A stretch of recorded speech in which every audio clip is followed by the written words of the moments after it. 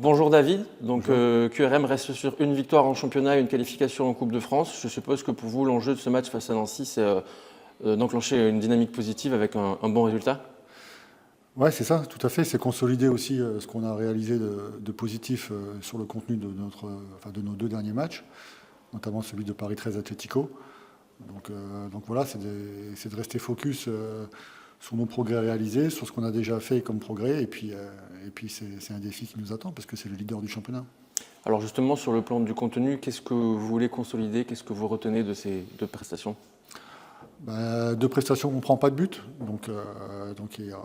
défensivement, on a été plus compact. Il y a encore des choses à modifier, à corriger, mais on a de très bonnes intentions dans ce domaine-là depuis quelques matchs. Donc ça, c'est la première des choses. Alors vous avez évoqué la réception donc, de Nancy, le leader du championnat. Ça va être un gros match. Vous vous attendez à quoi? Une équipe expérimentée, athlétique, joueuse aussi, qui a de grosses qualités pour être en haut du tableau. Maintenant, il faut répondre à leurs forces, mais il faut aussi imposer les nôtres. Donc on y va avec beaucoup d'humilité, mais avec aussi plus de confiance que cela a été à un moment. Alors justement, par rapport à la confiance, comment vous sentez vos joueurs là? Est-ce que vous sentez qu'il y a un élan qui se lance?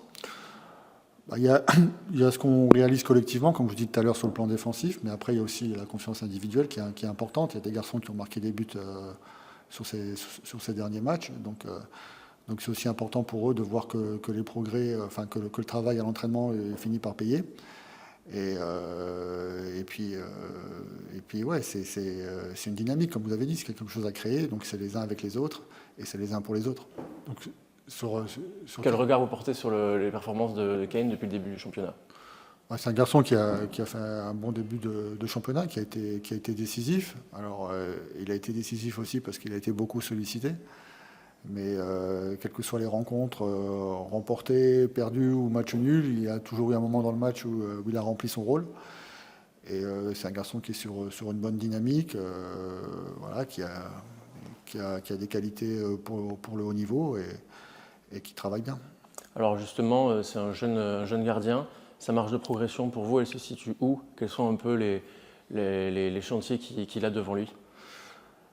Ça, c'est l'avenir qui nous le dira. Moi, je pense que déjà, c'est un garçon qui est un gros travailleur et je pense qu'il faut aussi souligner le travail de l'entraîneur des gardiens, David Moulin, avec ses gardiens. Il les fait beaucoup travailler, beaucoup progresser. Donc ça, c'est important. Après, aujourd'hui, Kane a l'opportunité de jouer par rapport à la préparation qu'il a accomplie. Il a saisi sa chance. Maintenant, vous savez qu'au haut niveau, il faut aussi être très bon au pied. Et il a cette qualité-là. Donc après, voilà, c'est sur le plan mental, c'est de voir comment il sera armé aussi dans les périodes plus difficiles. Là, aujourd'hui, c'est quelqu'un qui me paraît humble dans ses prestations, qui a aussi une bonne remise en cause individuelle. Donc, je pense que sur le plan mental, il est équipé pour franchir les paliers. Vous l'avez un petit peu évoqué, je voulais vous demander, il y a deux gardiens donc, qui pourraient être numéro un. Qu'est-ce qui a fait pencher la balance sur ce début de saison? C'est la préparation? Oui, j'ai déjà évoqué à plusieurs reprises. Je ne remets pas en cause les qualités de Pierre, au contraire, et qui travaille bien aussi, qui a fait un bon match en coupe la semaine dernière. Mais voilà, c'est au niveau de la préparation où j'ai estimé que les performances de Kane méritaient qu'il débute le championnat. Alors vous avez évoqué son jeu au pied, justement, c'est quoi le profil de gardien de Kane? Si vous devez le décrire, qu'est-ce que vous diriez? Non, moi, je ne suis pas spécialiste dans ce domaine-là, c'est plutôt un entraîneur gardien qu'il faudrait interroger.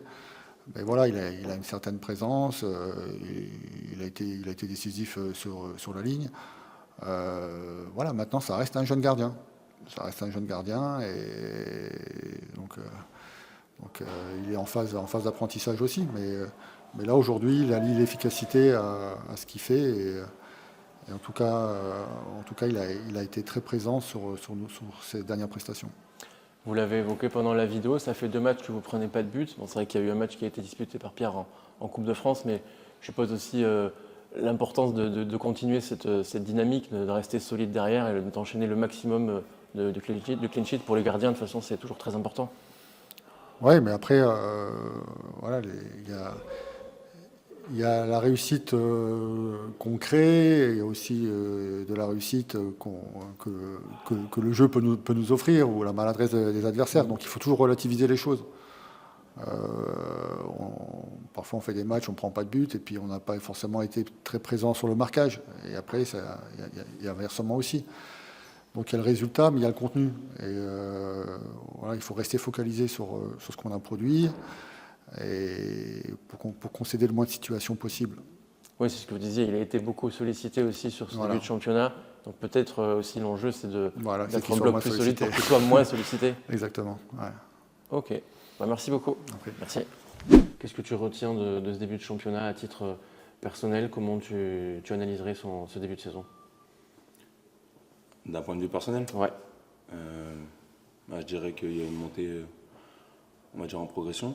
Puis surtout que, enfin, le personnel, de mon point de vue, il est surtout lié à l'équipe, vu du mon poste. Mais franchement, ça a été un début de saison un peu compliqué. Mais on a su apprendre de nos erreurs. Et à titre perso, moi, je me mets au service de l'équipe. Donc, si l'équipe tourne bien, moi, ça me va. D'accord. Alors justement, tu as pris donc, la place dans les cages. Je voudrais savoir un peu comment ça s'est passé, les discussions que tu as eues avec le coach, quand est-ce que tu l'as su pendant la préparation, ou enfin voilà, comment ça s'est fait tout ça? Il n'y a pas eu vraiment de discussion avec le coach, hein. C'était juste au début de saison. Il m'a dit de montrer de quoi j'étais capable. Après, moi, c'était à moi de montrer sur le terrain ce que je savais faire et ce que je pouvais faire. Suite à ça, il a pris la décision de me mettre sur le terrain, et moi, la meilleure chose que je pouvais lui rendre, c'était avoir de bonnes performances. D'accord. Tu avais décidé donc du coup de rester, c'était je suppose ton objectif, de pouvoir enchaîner un peu plus de temps de jeu? Ouais, c'est ça, hein. Quand je suis revenu à la préparation, j'avais su qu'ils avaient pris Pierre aussi, donc c'était bien. On a une concurrence saine, donc c'est parfait. Et c'était à moi de montrer de quoi j'étais capable, et surtout, dès qu'on m'aurait donné l'opportunité, à moi de pouvoir concrétiser et montrer de quoi je suis capable. La saison dernière, justement, tu cohabitais avec Benjamin Leroy, qui est un gardien très expérimenté. Je suppose que vous avez beaucoup échangé durant toute la saison. Avec un petit peu de recul, là, qu'est-ce que tu retiens justement de cette collaboration? Qu'est-ce qui t'a appris, qu'est-ce qui t'a transmis? Après, en termes d'expérience, vu que moi j'étais à Lyon avant, Ouais. j'ai déjà côtoyé pas mal de gardiens qui ont eu d'expérience, comme Anto, et il y avait aussi Rémi Rioux, qui est un gardien très expérimenté. J'ai essayé de prendre leurs conseils. Et ensuite, avec Ben, son expérience, c'est sûr que ça a joué. Et on a eu pas mal de discussions sur comment aborder les matchs ou quoi que ce soit. Mais après, quand tu es sur le terrain, tu fais ta propre expérience aussi. Donc c'est facile, entre guillemets, d'écouter. Mais après, quand tu es en situation réelle, c'est un peu différent. Et là, maintenant, tant mieux. On a un bon résultat dans le championnat. Donc, on se dit que les conseils, ça paye quand même. Ouais, alors justement, quand on est gardien, forcément, on apprécie les clean sheets. Je suppose que toi, tu as envie que ça continue. Là, ça fait 2 matchs, même si ce n'était pas toi qui étais dans les cages en coupe. C'est peut-être le moment de lancer une dynamique, déjà sur le plan de vue des résultats globaux, mais aussi de garder cette cage inviolée. Oui, c'est clair. Déjà, si on fait un clean sheet, on aura moins un point. Oui, déjà. C'est déjà l'axe principal. Mais sincèrement, ce n'est pas un objectif juste personnel. Tant que l'équipe gagne et qu'on joue bien et qu'on puisse montrer de quoi on est capable, moi ça me va. Si on gagne tous les matchs et qu'on prend un but à chaque match, c'est sûr que... Tu signes? Ouais. Je signe jusqu'à la fin de la saison, c'est clair. T'allais dire quand même, c'est sûr que c'est frustrant quand même. Ouais, c'est sûr que c'est frustrant un peu, parce qu'on peut se dire que c'est toujours un objectif de dire ouais, je prends pas de but et tout. Mais je préfère prendre un but et qu'on gagne, plutôt que pas prendre un but et faire que des matchs nuls à chaque fois. Alors justement, je te pose une question pas forcément évidente. Si tu devais te décrire comme gardien, tu mettrais quoi en avant comme profil de goal? Comme profil, il faudra un exemple ou... Non, plutôt moi, je dirais que je suis quelqu'un qui bosse beaucoup. C'est, entre guillemets, je pense qu'il peut me caractériser. Après, j'ai des qualités naturelles, mais elles sont pas... je me prends pas pour un autre. Si j'en suis là où j'en suis aujourd'hui, c'est parce qu'il fallait que je bosse. Et je pense que c'est le plus important, le travail. Tu as évoqué l'exemple. Est-ce que tu as justement un exemple? Est-ce que parmi les gardiens que tu as côtoyés à Lyon, justement, tu m'as parlé d'Anthony Lopez, voilà, est-ce que ça fait partie, ou est-ce que tu n'es pas du genre à te focaliser sur un exemple? Il y a beaucoup de points positifs à retenir de beaucoup de gardiens, que ce soit les gardiens qu'on voit à la télé ou même ceux que j'ai pu côtoyer. j'essaie de prendre le meilleur de chacun d'eux, on va dire. Mais si je devrais donner un exemple, moi c'est sûr que les gardiens qui performent à l'heure actuelle, il y a Mac Maignan. Ouais. Et les gardiens de ce calibre, mais après c'est un autre niveau. Mais je dirais ça comme exemple. Mais j'essaie de prendre le meilleur de chacun et surtout essayer ensuite à moi de me les réapproprier. D'accord. Alors justement, tu es encore jeune, donc forcément tu as une grosse marge de progression. Aujourd'hui, pour toi, c'est quoi le chantier principal, le secteur où tu dois le plus évoluer? Moi je dirais le secteur où je dois le plus évoluer, ça serait d'enchaîner les matchs. Oui, déjà, Parce que ouais. c'est pas quelque chose que j'ai l'habitude de faire. Là, j'ai l'opportunité de le faire, donc c'est à moi de, comme je l'ai dit, montrer de quoi je suis capable. Et surtout, de faire des bonnes performances et aider l'équipe. Parce que c'est ça le principal. Nous, notre rôle, on ne peut que de ne pas faire perdre l'équipe. Donc, sur ce point-là, moi, je suis juste là pour que tout se passe au mieux pour tout le monde. Et surtout qu'on soit le plus performant et qu'on gagne des matchs. Enchaîner les matchs, ça change quoi justement dans la préparation quand on est gardien? On sait que c'est un rôle ingrat, surtout quand on peut être numéro 2, c'est que c'est compliqué à vivre. Qu'est-ce que ça change justement dans ton quotidien? Quand on est numéro 2, on se prépare toujours à être prêt s'il y a un pépin. Mais quand on est numéro 1, on sait qu'on est dans le but et qu'on doit surtout être au service de l'équipe. Donc c'est plus, je dirais, une manière un peu différente d'aborder le match parce que on a des responsabilités. Parce que nous, on sait qu'une erreur, généralement, on la paye cash. Donc on reste surtout concentré et à l'écoute aussi de l'équipe, suivant les besoins et les ressentis de chacun. On ne peut pas jouer notre propre partition. Nous, on est au service de l'équipe, donc c'est ce qui compte. Alors justement, par rapport à l'équipe, toi, tu penses que cette année, vous pouvez... on a vu ce début de saison, il a été compliqué, mais là, on a l'impression qu'il y a quelque chose qui se passe. C'est quoi qu'est-ce que tu peux souhaiter justement à l'équipe? C'est quoi tes ambitions pour l'équipe cette année? Déjà, on est tous des compétiteurs. Ouais. Et on aborde tous les matchs en voulant les gagner. On se donne les moyens de les gagner.